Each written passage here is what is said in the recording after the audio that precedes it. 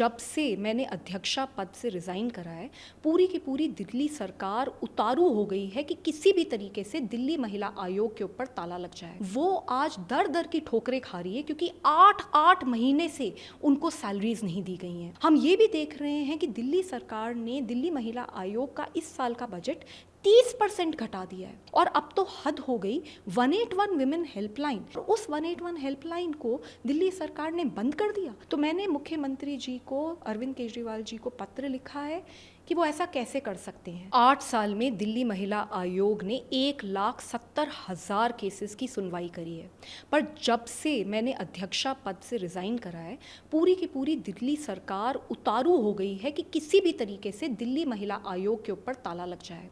6 महीने से दिल्ली महिला आयोग को 1 रुपया भी फंड दिल्ली सरकार द्वारा नहीं दिया गया है।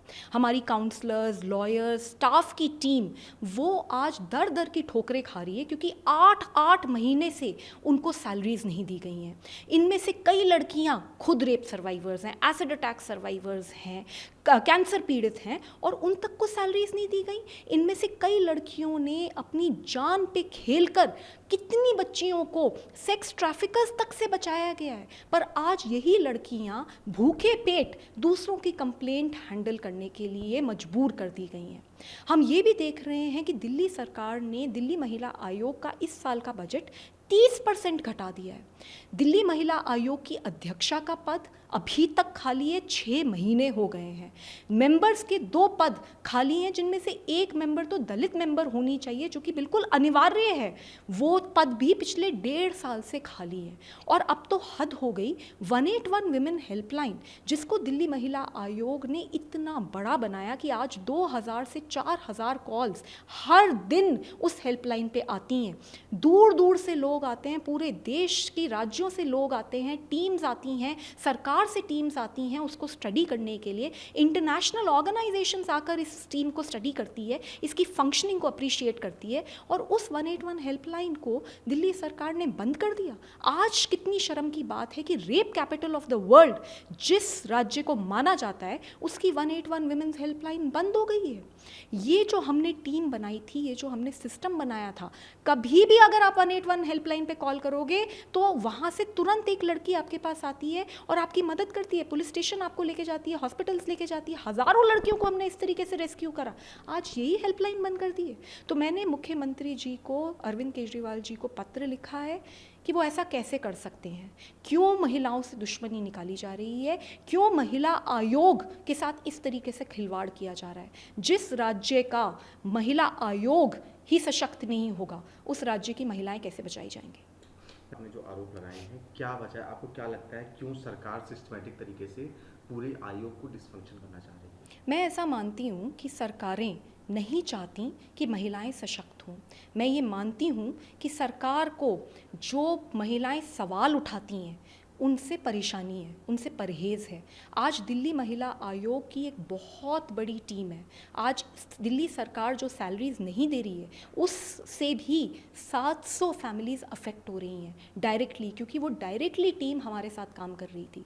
तो इतनी सशक्त महिलाएं और सशक्त हों, मुझे लगता है कि सरकार को ये रास नहीं आ रहा। नहीं तो क्या कारण हो सकता है। बहुत ही शर्म की बात है।